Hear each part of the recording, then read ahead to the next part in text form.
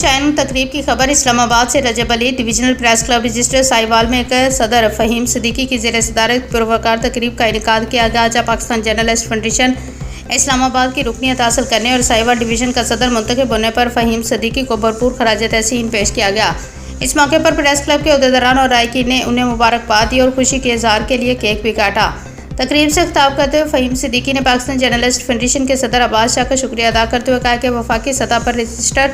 Federation کی رکنیت حاصل کرنا ان کے لیے ایک اعزاز ہے۔ انہوں نے اس عزم کا اظہار کیا کہ وہ مثبت ذمہ داری اور پیشہ ورانہ صحافت کے فروغ کے لیے اپنی تمام تر صلاحیتیں بروئے کار لائیں گے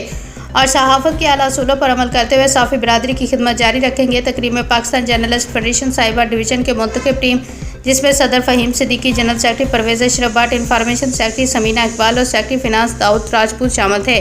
جبکہ divisional press club register Sahiwal کے جنرل سیکرٹری زید صدیقی، شاکر آصف، کاشف جزدانی، مزمل خان، عمر چودھری، جوید اقبال، عباس کچی، محمد پرویز، رانا ابرار علی امان، لیگل ایڈوائزر کوہر عباس اور دیگر اراکین نے شرکت کی۔ تقریب کے اختتام پر شرکاء نے فہیم صدیقی کے لیے نیک تمناؤں کا اظہار کیا،